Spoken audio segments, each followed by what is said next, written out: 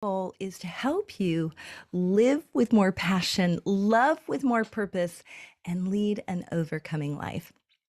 Well, today on Healing Rain, I have incredible guests. They're a bit out of the ordinary. Many of my guests are authors and speakers, and some of them world leaders. But today, I want to interview a couple that have been rocked by the power of Jesus Christ. And God has initiated a call on their lives to move to Spain. And really, part of what their heart is to build a resting place for the Lord, to really build a house of prayer. And so, as Jared and Hannah Scott come on, I know you're going to enjoy their story. But before they come on, I just want to say this. As you're listening to this young couple, I want you to ask the Lord, what are those things, God, that you want to initiate in my life? Help me walk in a mountain moving faith, having faith in you. And ask the Lord, because he can do mighty miracles in your life. And one of the things that I've seen God do in this couple is, first of all, he's healed hearts and he's healed relationships. And it's something how when he heals your heart, he heals you body, mind, soul, and spirit. Often a part of that healing is ascending forth to be ambassadors of his healing in hearts, even in other nations.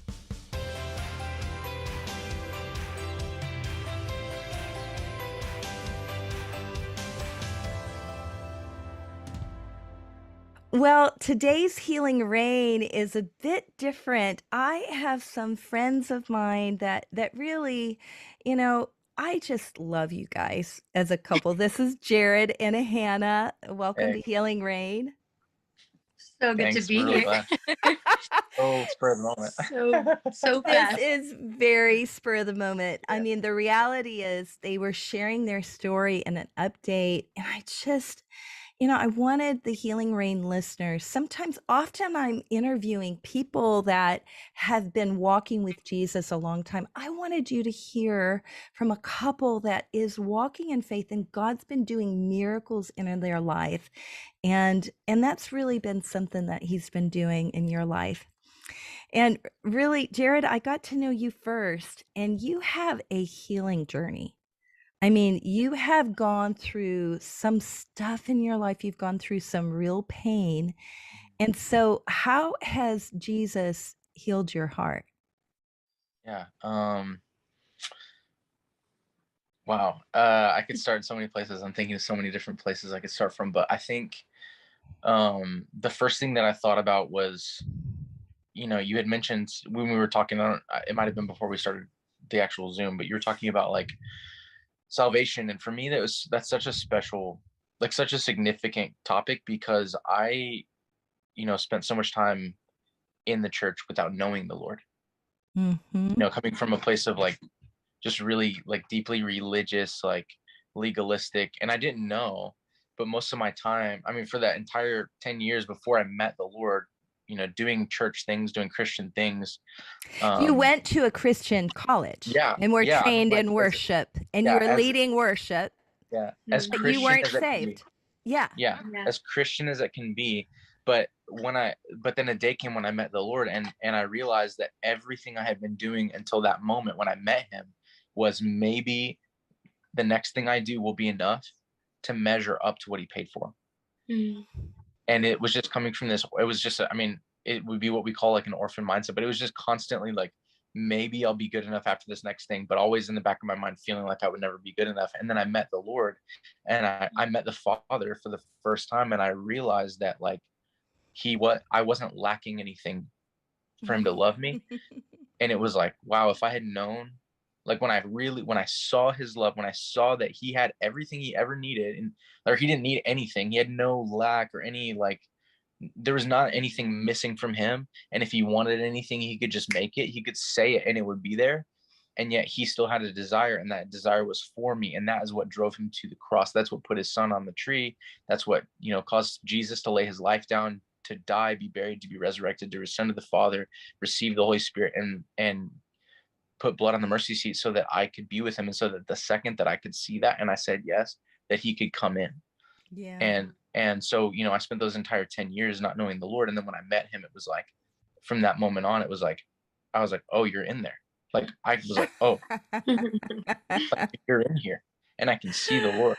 And that's been a big part of my walk, is like good, bad, and ugly. From the moment I met the Lord, it's like, no matter what happened, and no matter what Yeah. I've walked through, and no matter what healing I've walked through, no matter what frustrations I've had during the walking through him healing me from things, I never for a second it's like I didn't even have the ability to lose sight of the Holy Spirit inside of me, because I could just see him. I can always see the Lord. I have like, he's just gifted me with the ability to always look at him. Anytime I want to, he's there, and I can see him. And like, it just gave me this acute awareness of like, wow, those 10 years, like, he wasn't in there, but, and like, because I had that, like, all that time where he wasn't, the second that he came in, I was really aware of it. Yeah. So that's a big part of it. And then like through the I guess maybe to more answer specifically on like the healing part of the question, Well, salvation is healing. I mean, the reality is Jesus is your healer. And when you meet Jesus, you come to the foot of the cross, and all of us come with brokenness. We all come with places where we need healing. I mean, and we're desperate for it. So I think salvation, sometimes we don't realize what a miracle salvation is. And in your case, I mean, it was very important because you were stuck in religion. You were striving to measure up, which is the opposite of the fact that by his, it's his grace that saves us, through faith, not by works. Yeah. So, and I know you came from a lot of brokenness in your house. I know that because when Wayne and I got involved in your journey, we were facilitating a class at Upper Room, and it was a very unique group. I mean, it was a group of people. There was so much brokenness in that group. And it was like we became very close very quickly, partly because there was a commonness of people had been through a lot of life pain. So what were some of those things growing up that were painful for you, areas of brokenness for you? I mean, I think most of it boiled down to like the loss of my parents.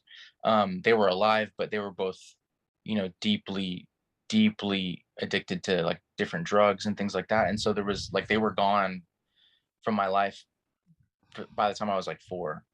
And so I was living with my mom's relatives, my great grandparents on my mom's side. And so that just the loss of my parents, and then even just experiencing a lot of abuse growing up from certain relatives, like that I was living with, and so there was a lot of abuse. Like there were issues of like trauma from abandonment and things like that, that like I feel like I carried like for like 30 years, almost, that it was just like, I think it really played into that like never being enough thing, because it was like, I always had this idea in my head that everyone was going to leave because of me, that it was my fault that everyone leaves, and like, so I carried that for like my entire life.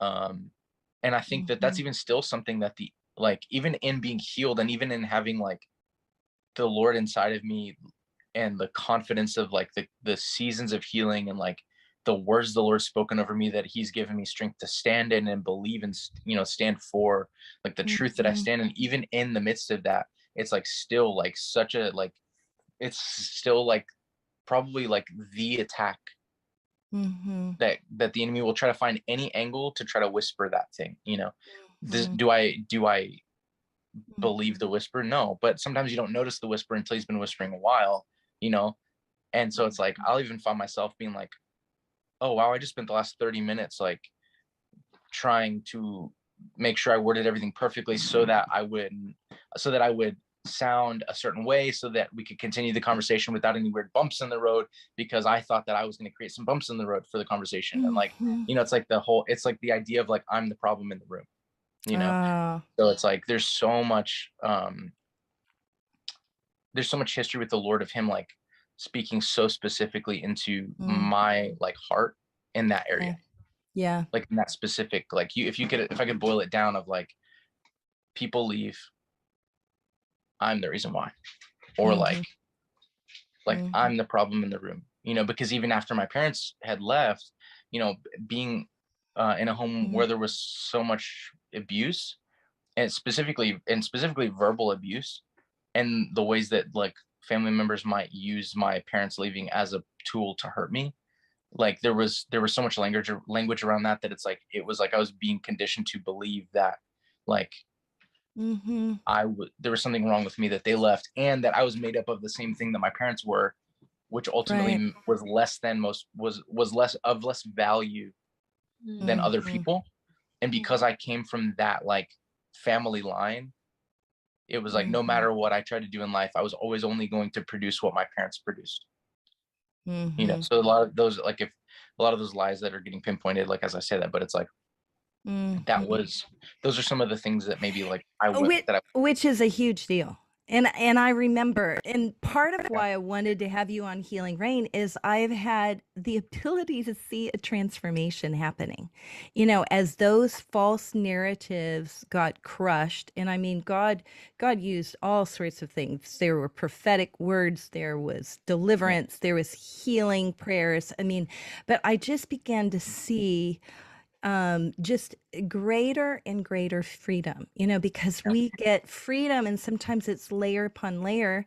And yeah, then it was really fun because in the midst of it, you were dating, then you were yeah, engaged to Hannah, and then you're getting married. So we got to be a part of that. And then you came to some things that Wayne and I led, in our home and led some yeah, worship with us. And so I feel like I've gotten to see you grow. And Hannah, I want to say this about you.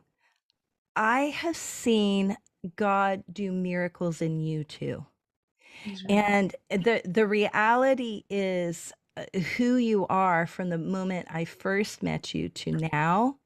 I mean, it's almost like he has just put his hot fire on you and he has melted an ice wall off of you.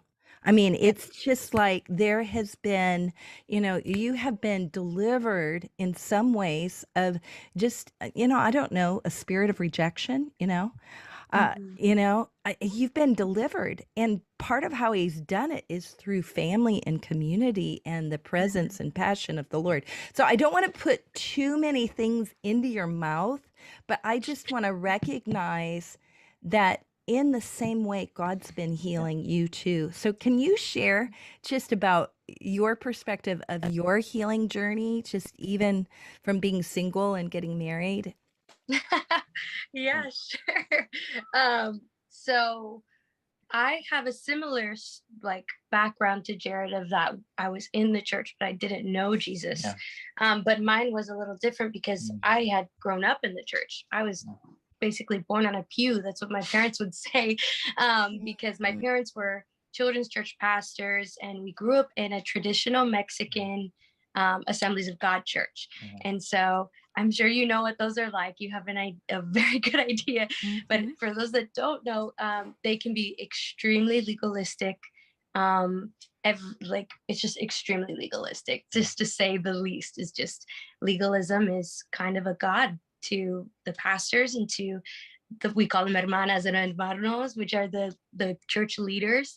And so that's what I grew up in, for just that kind of culture and that mhm, idea. So that was really hard. Then I went to SAGU, which was the same Christian college that I went that Jared came yeah, from. But we actually never met when we were there, which is yeah, really funny. awesome. But I went to a Christian school. I got my bachelor's in theology, Mhm, and it wasn't until I got there when I realized, oh, I can ask questions about my faith. I can like have Mm. doubts. Like I don't have to just believe Jesus. what people say. And then it kind of took me down a spiral of what is real, what is true, what is right. And then I think I kind of went back into a religious, legalistic kind of lifestyle post college. And then right before I met Jared, I was working at a church plant for 2 years. I dedicated a lot of time to it. It was really fun and special. But when I started dating Jared, he invited me to a church called Upper Room. And that is where I actually met the Lord. It wasn't until I got there and the Lord just met me in my heart. And up until that point, I had kind of an icy wall, like a very big icy wall. I was very like into theology, which I love theology. I have a passion for it, for teaching it. But I had such an icy wall of like, I have to doubt what everyone says. I have to question it. And like, what are these people doing? Why are they doing it? And I just had all of these questions to everything. And that's how I kind of, anything that had to do with church or the Lord, that's the filter that I saw it through of like, is this biblically sound? Is it doctrine? Is it blah, blah, blah, blah, which like really became kind of like a religion to me, is theology, you know? And then I got to Upper Room. Jared, I was dating at the time. We had just started dating, but we like instantly were best friends.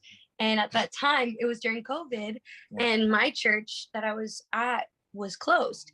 And so, but Upper Room was open. So he went, and I had heard stories about Upper Room. And I had not, like the stories that I heard were not, they were probably not true, or they were just, they might have been true. I don't know. But I had this like kind of like snooty, pompous, like idea of it. And so I was like, okay, I'm gonna go because I like him, but that's it. Like I'm gonna just go because I like him. And I went, and it was radical to just see people like just loving the Lord, like absolutely loving the Lord. And it was just Bible. It was just the word of the God living and breathing. And that's where my journey of salvation, like real salvation, started. Salvation free of like legalism or what I thought salvation was, you know. And that's been over 2 years now, and it's been radical. And then to watch how that played out in our marriage, because at that point we were just dating, then we were engaged, and then we got married. And Jared was going through a lot of that healing personal from his like childhood trauma and just intensity of that. We were fighting a lot at the beginning of our marriage. A lot. It was really, really, really ugly. I mean, I know we like sought help from you and so many people for advice because we didn't know what to do. And it was actually at one of your prayer meetings that the Lord radically changed us. It was in January. It was in January. It was this January. Yeah. The Lord radically changed us. And I remember, I know you remember, because that was kind of the like start of just a whole new lives, like whole new lives and healing and deliverance and freedom.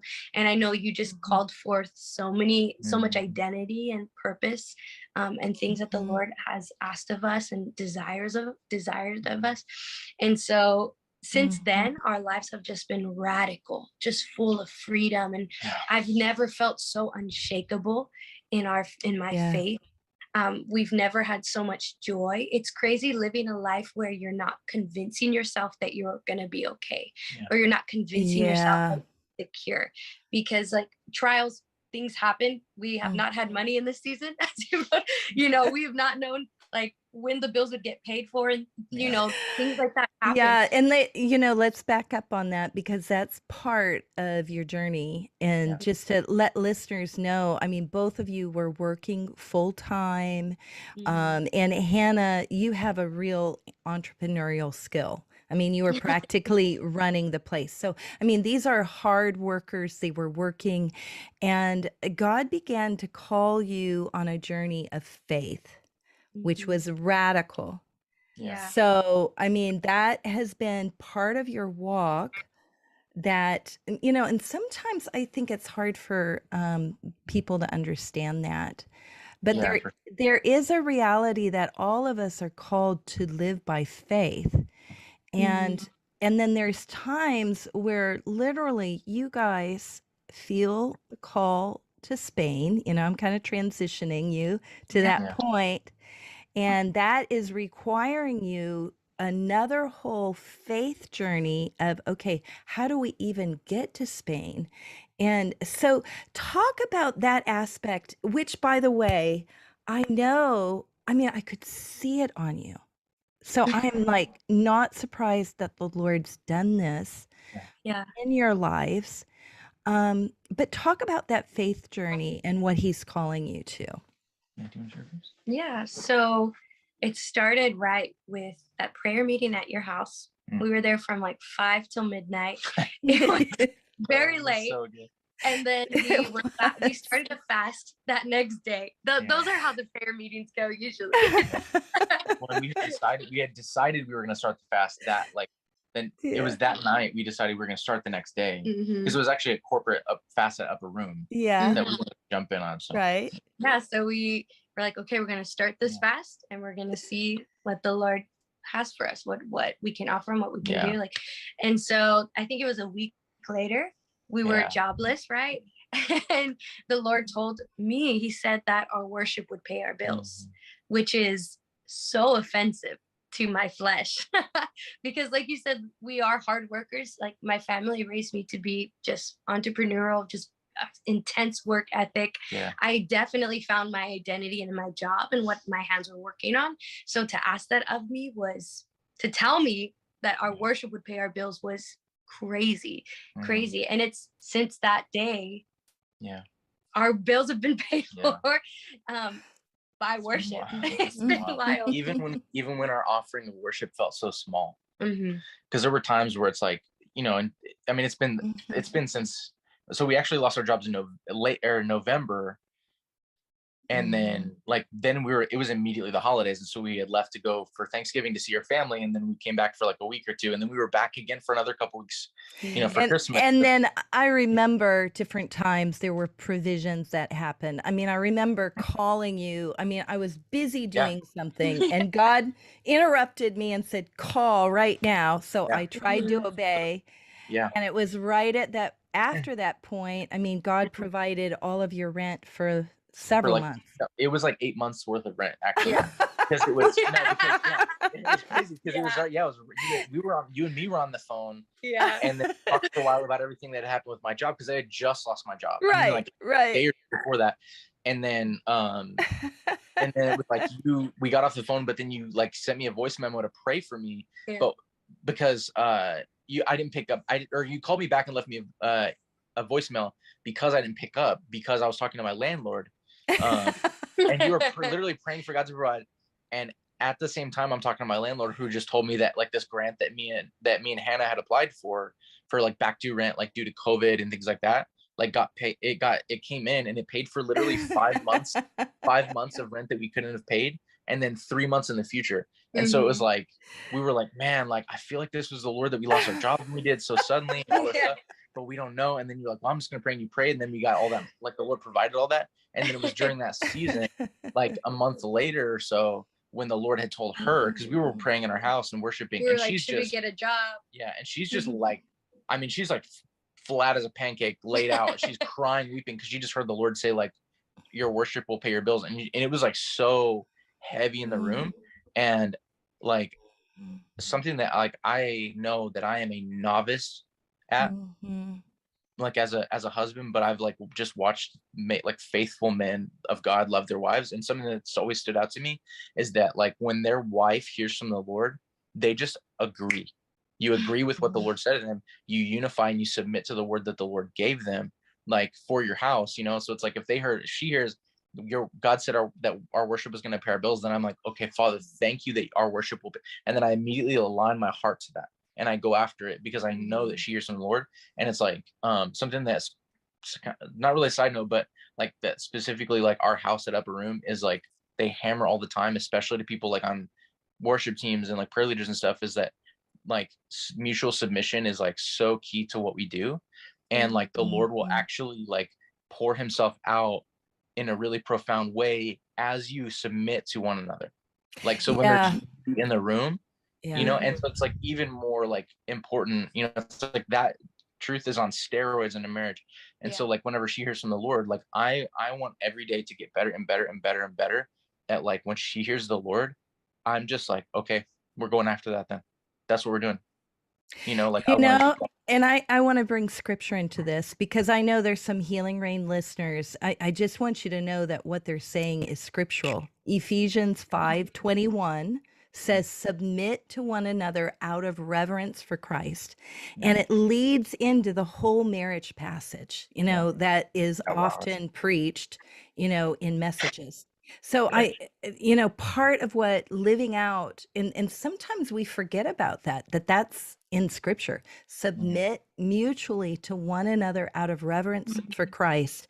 And in that same passage, it honors the difference between men and women, that men desire to be respected, women want to be loved. I mean, it's all in there, and it's all about Christ's love for the church. And I think there's such a beauty that I see in marriages. And I want to say that because part of the healing you've walked out is also a healing in how to relate. That, in past generations, basically, and this happened to my parents, it was only the man that was expected to listen to the Lord and make the decisions. And then the wife just did what the man said. And so you've got all this weight on the man, Yeah. and he doesn't have the input of, someone he's joined to. And I believe it's a new day of relationships.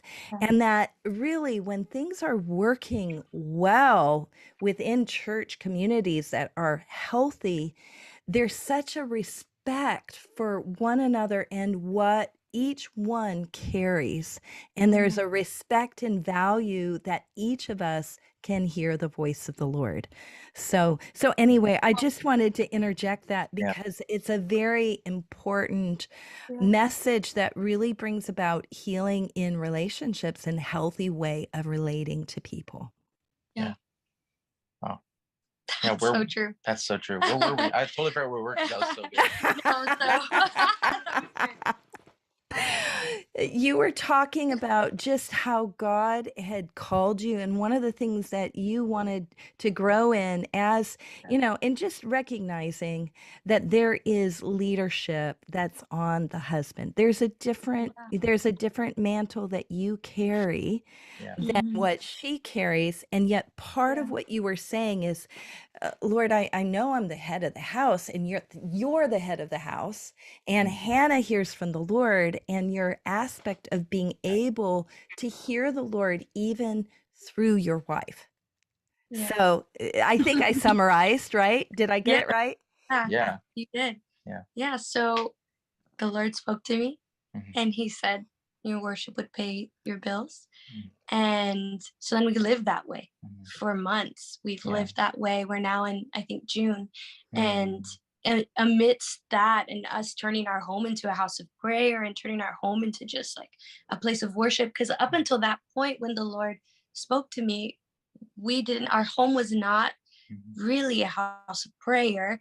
We would go to church and we'd pray separately, sometimes together, but it wasn't a house of prayer. It wasn't a house of worship.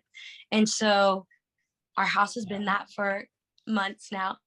And the change that I can see in two of you is faith and joy and delight in the Lord. Yeah. Well, yeah. And if I were, because I feel like I've summarized this last season with Hannah, with other people, with friends, and just as I've just kind of like looked back and been able to recognize, like in hindsight, oh, that's what the Lord was doing. Like, oh wow, you were doing this, you were doing that. And it's like we have all these like just honestly like insane moments with the Lord where he just would reveal something or speak something or do something that would just completely just you'd see something break off in a moment that we were carrying for so long or whatever, or something just so beautiful would happen with the Lord. We have all those moments, but like like going back and looking at it and summarizing it, like I see like, wow, it was like months and months and months of just trial by fire. It was so good. At the time there was so much pain would come up, and it's like I found two different specific ways of being tried. It's like you talk about in James 1, the beginning of James 1, it says, my brother, consider it pure joy, brothers and sisters, when you encounter various trials of many kinds, for the testing of your faith produces perseverance. And when perseverance has finished its work, you'll be mature and complete, lacking nothing. And like there's a sense of trial and testing when we talk about specifically like that language being like regarding like metal. You test the metal. Like what you do with the metal is you test it, and how you do that is you heat it up really hot, you melt it, and all the bad stuff comes to the top. It's called dross, and you scrape it off, and then you start over and you do it again until the metal's completely pure. And that's you testing the quality of the metal until you purify it. And there's like I saw months and months of testing where the Lord was heating things up.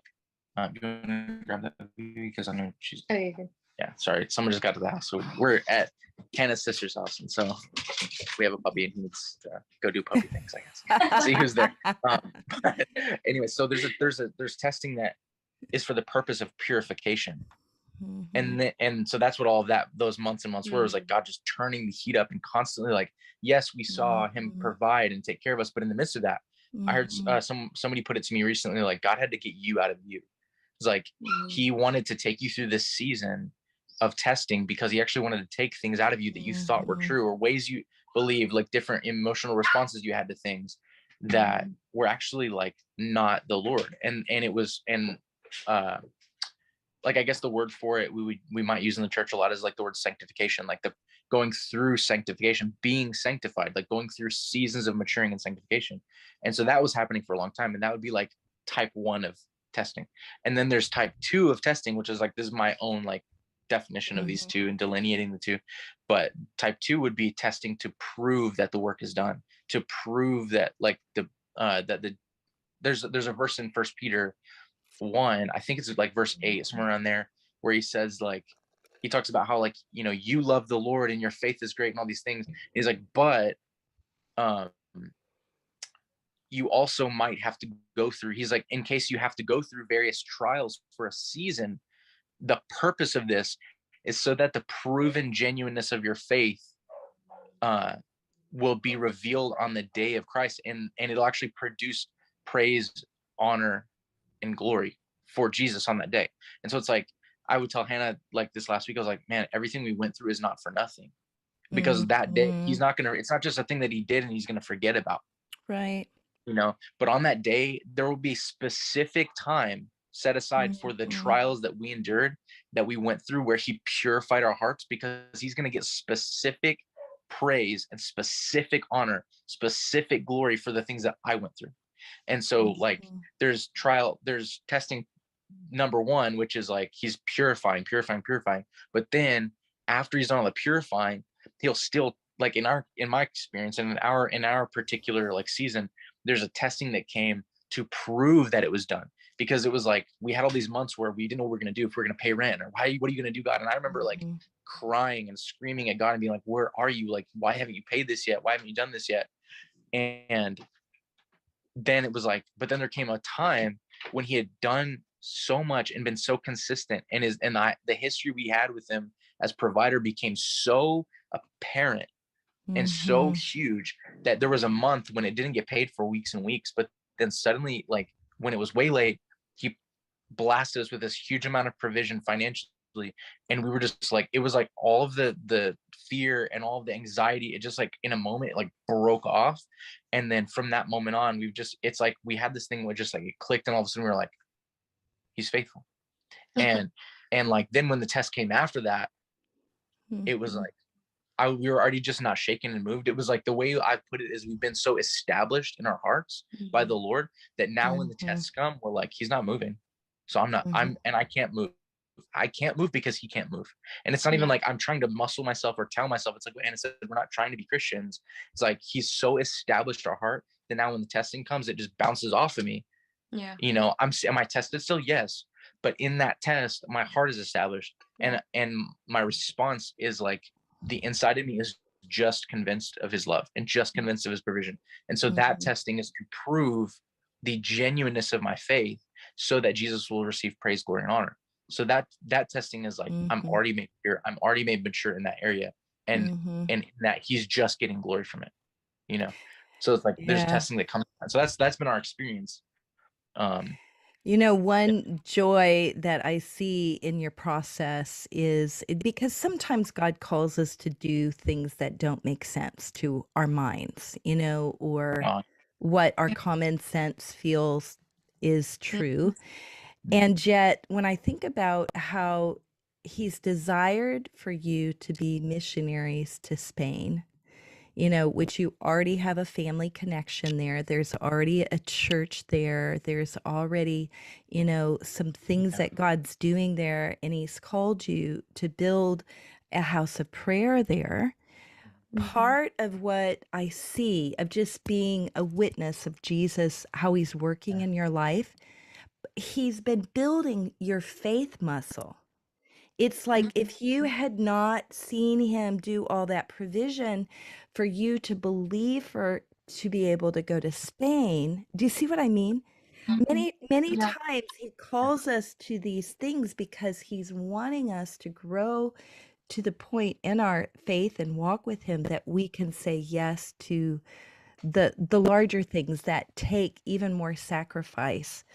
And I see God doing that in you. And something I want to encourage you in is like 26 years ago, I prophesied over a couple about the nations, not dissimilarly to, Yeah. some of the things I prophesied. I don't always remember what I prophesied, but anyway, God built in them, and then I got to preach at their 15-year anniversary. There's things Wow. that God does. That's where I go in Nairobi, Kenya. If you didn't know that, it was somebody that was one of my first students of Life School of Ministry, and I think one of the things that I love about what God's doing in you that I wanted Healing Rain listeners to hear is that you have a white hot passion for the Lord. And before we did this Healing Rain thing, part of what I said over the two of you is that my prayer for you is that same white hot passion for the Lord that you have now, that when you are 50 and 60, you know what I mean? And Yeah. you have gone through ups Yeah. and downs and trials and sacrifices, and it's harder to sell all your things and move because you have more stuff, or you have children or family, but that you would never let that white hot passion to radically obey the voice of the Lord, that would be something that you would walk in um, all of your lives. And I think that's important. We need to be able to stir on the inside of us that faith in God, that he's moving and we're going to obey him. And the other thing that we said before we got on this interview, because we were talking, I believe that the healing of your heart was essential, Yeah. and that if you had not given yourselves, both of you, fully to the healing of your hearts, you would not be at this place where he would be sending you. Yeah. Yeah. Yeah. I think that's pretty true. It's very true. And it's not like you've arrived, you're going to Right. have more pain and suffering in the journey, but you'll fellowship with him. You're going to go through things. I'm excited that I get to come visit you in Spain once you get We are too. We are very excited. We are so excited. Yeah, It's gonna be so I feel like good. that's like the every like third or fourth thing that Hannah says to somebody is like, you got to come to Spain. Like literally everyone we talk to about it, she's like, you gotta come visit us, because it's just such a like it's such a burning desire in our hearts, really in her heart more. I mean, it's in mine too, but she just has such a gift for hospitality specifically that's like so wild. And so she's always like, all right, you should come to Spain. We'll have a room for you. I'm like, you gotta stop telling people that. Like, we don't have enough rooms. But yeah, she's just always so ready to Well, be. hey, hospitality is a big deal. It's a Yeah, big it is. deal. And you guys know that that's huge on Wayne and my heart. And, and Yes. because hospitality, you never know, you might be entertaining angels, There's hospitality is a big deal. Yeah. So, some of the people that are going to hear this interview, they've never met you before, but how about those that do know you or those that would want to support you in this ministry? just in a real short sentence, because I know you're just on a journey. You're Yeah. listening to the Lord. You haven't heard everything that He's going to Mhm. tell you, but the things that you have heard, what does your time in Spain look like? Yeah. Do you want to share about that? Or? Sure.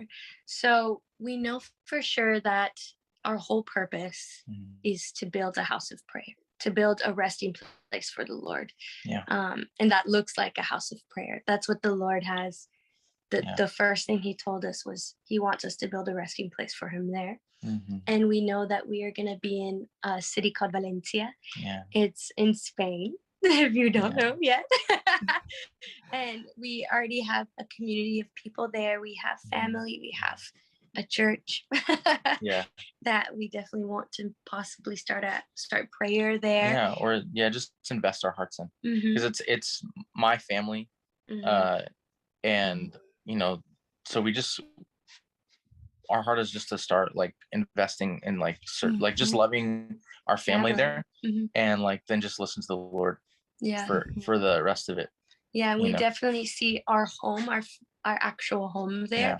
will be just a place of hospitality, just where we're Mhm. just gonna unleash Mhm. Yeah. that gifting that the Lord is just, I mean, in this season, the Lord is really, really just Yeah. lit that on fire. That's Yeah. probably some of the burning that you're seeing. Mhm. But our home is definitely gonna be a Yeah. house that's just open, a house of prayer, a house Yeah. that's gonna feed people from all walks of life, strangers, anyone. And so we definitely see that as part of our ministry and our purpose there. Mhm. We're really excited. I'm very excited to have tons of rooms so people can come and just burn with us. I'm very excited. And it's going to be just in a beautiful town. I think it's the third biggest town in Spain. Yeah, it's one of the largest cities in the Yeah. whole country. Yeah.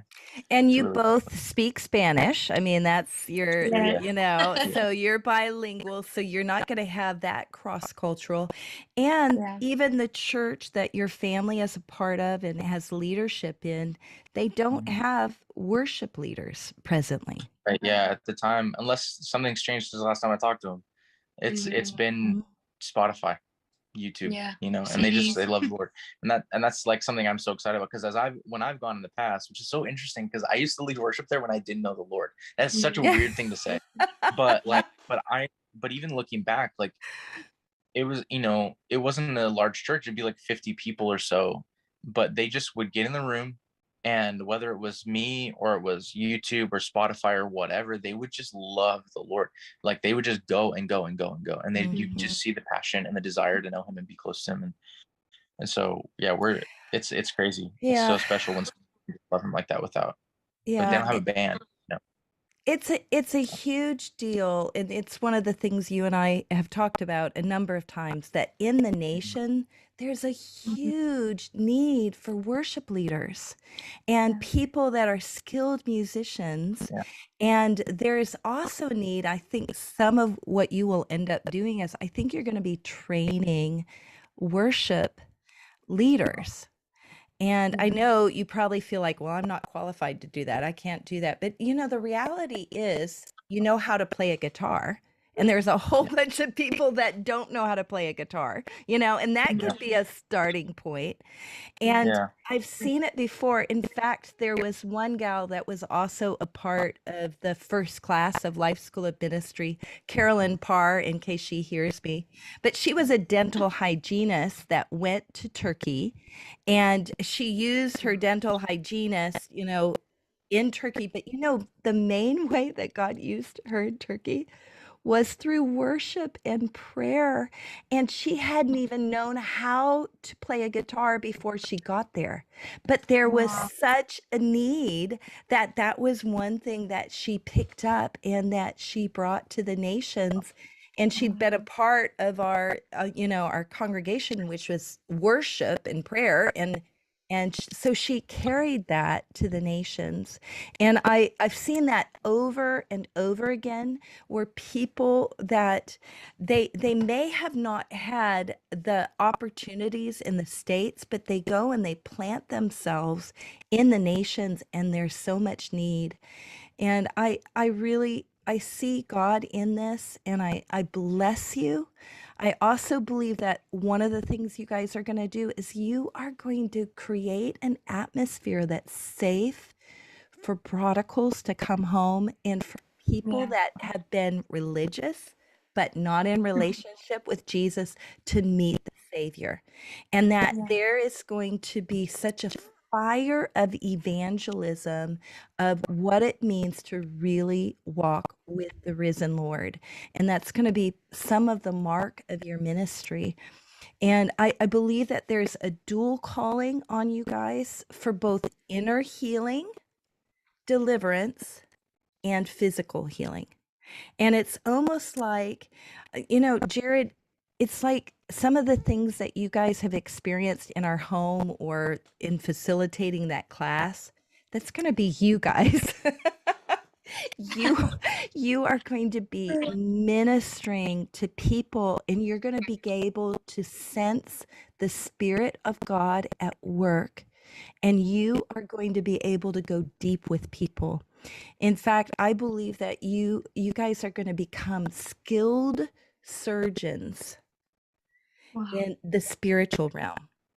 That God's going to show you how to go to the root of things, because sometimes the breakthrough doesn't happen in people's lives because they have trauma that is unhealed, and he is going to make you skilled surgeons to be able to go to the heart and heal the heart. And because the heart is healed, the body will be healed, as well as relationships and marriages.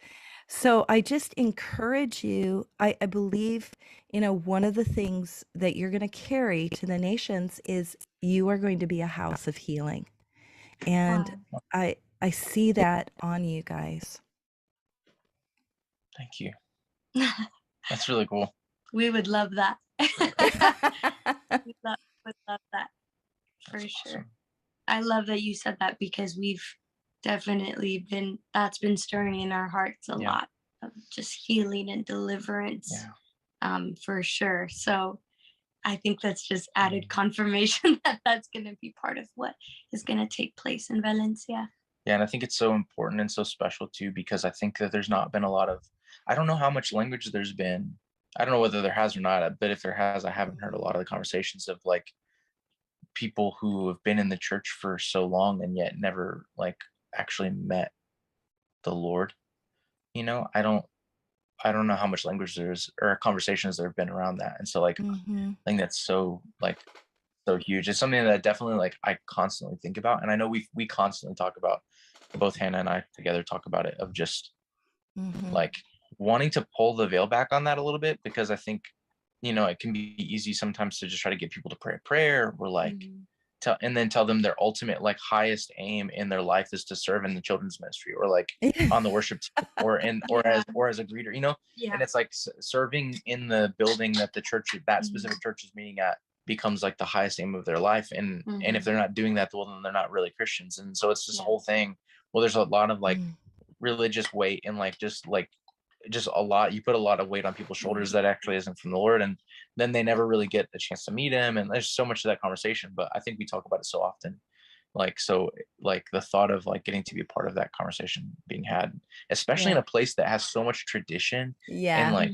and Hmm. religion, as a country like in Europe is so like, I Right. mean, it's It's Europe, steeped in it's been, religion. Yes. Yeah. so to get to free people like that, or get to be a part of seeing the Lord do that, is Yeah. really, really a huge desire. I don't think I ever told you this because I was pretty young, but it was one of my first open visions that I experienced. And we had planted a church in Nashville, but I literally had an open vision, awake vision, where I saw the religious unsaved. And this is how I saw it. I saw people in my neighborhood, and part of it is they were skeletons. Like I knew specific houses, I knew the actual people in this house, but I Wow. Wow. saw them as skeletons eating their dinner, you know. And I saw another family driving in the car up the hill, and they were skeletons. And so I'm seeing all these skeletons, and then I zoom in this vision on a church, and all the way across this church are skeletons, and they Wow. are sitting on benches. And every once in a while, I'd see this flash, like I can't even tell you how bright and red and vibrant and glowing. And I knew the Lord showed me that that was someone that was saved. And, within the church, you had, and I saw it and I knew it. And so, one of the scriptures that I found myself preaching and teaching and talking about is when Jesus said to them, I never knew you. Get away from me. And they said, but we served you. We did We did this in your miracles. We name, and we did prophesied. this, we did Yeah. this. But, there's that aspect, and that Greek word in that passage is gnosko, for no. I didn't Oh, get married to you. I didn't know you intimately. And I believe that there is a worldwide epidemic of people that have been vaccinated against Christianity because what they've been vaccinated with is religion rather Wow. than real relationship. So I just want you to know that I completely confirm that that is an epidemic, and it's an important thing. And many times, the very area that God heals or delivers us of is an area that He sets us up and uses us to heal and deliver and lead others in. oh, Wow. let's go. That is beautiful. Wow. Yeah. Well, we're going to bring this spur of the moment Healing Rain interview to a close, but before we do that, is there anything else that you would like to share? I don't think so. What about you? I don't know. I was still on just what you were saying about the religious Christian thing, or the religious non-believers. I guess unbelievers. I'm Yeah. fascinated by that topic. Um, That that man, picture is powerful, it isn't it? is. It Yeah. is so powerful. Yeah. So powerful. I just think the Wow. best advice we could give to anyone listening, the best encouragement would be to just lock yourself away and just turn whatever room you're into Wow. just a room of prayer and worship. And it doesn't have to look like what you've seen before. It doesn't have to be anything fancy or crazy, or it could be your weakest, yes, your weakest prayer. But the Lord is going to meet you where you're at. And He met us where we were at with our weak prayers and our tears and just our pain and our hurt. And He radically changed our lives and brought freedom and joy that we've never known before. And there's more. It's just a drop. What we're experiencing and Sue's experiencing and Wayne, what we're all experiencing is just a drop compared to what we have waiting for us. Yeah. And so that's the best just encouragement I just want to give to anyone listening is just lock yourself away with the Lord and just see what happens. Yeah, and I'll even say on that, it's like it's not always sexy and romantic. It's not always. Like, yes, there's an element of it that's like you're passionately like closing yourself off to other things, but there's an element where it's like it's kind of ugly sometimes. Like you realize, oh my God, I spent all my time watching TV. So you unplug the TV and you throw it in the closet because you don't know what else to do. And it's like as weak and as small, it's like just to free people of like she's saying that it can feel so weak and small sometimes, just to free people of like it having to look romantic, because there's an element of it that's raw and that's like kind of ugly and real, and it might feel so small. Like the yes can feel so small and so insignificant, but it's so deeply meaningful to the Lord. Like every single time, every single little yes you give, and He just makes it like compound on itself and compound on itself. And every yes like moves you so much closer to things that you don't even think are possible. Yeah. Because there's something about the Lord where it's like He just takes that tiny yes and He puts His yes on it, which is so much bigger. Yeah. Yeah. Yeah. And a week later you might be frustrated because you're like, dang it, I'm not perfect. And it's like, well, maybe the Lord just needs to like deliver you of shame. Yeah. Yeah. He'll do. Yeah. He'll do. He will. But anyways, Well, well, I'm really grateful. And as we close tonight, I just pray that you've been encouraged by this passion that's from Jesus, this fire that's burning in the hearts of this couple. And I do believe, if you're a listener, that there is an opportunity for you to receive an impartation. And part of that impartation, I believe, is that God wants to make your home into a portal that really brings heaven to earth. Whether you are single or married or a family or wherever your home is, that is a place of your dominion, your place where you get to meet with him in the closet. And here's what happens. When that becomes a part of your lifestyle, then the reality is he brings people knocking on your door that you already have this portal, this window to heaven. So heaven is already coming to earth, and they step into that place and they experience the healing power of God. It's like, and sometimes they come into it and it's almost like healing holy rain that just begins to soak them in the presence, and they may not even know what it is, but God wants every home to be a house of prayer, to be a house of healing, to be a house of restoration. And he wants every Christian available to go and do and be whoever he's calling you to do. And that's not young or old, that's just following Jesus. And that's for all of us. And even as we close, I'll close this way. It wasn't as hard when Wayne and I were young, graduating from college and seminary, for us to move to Nashville and start our first church. We were young, we didn't have anything.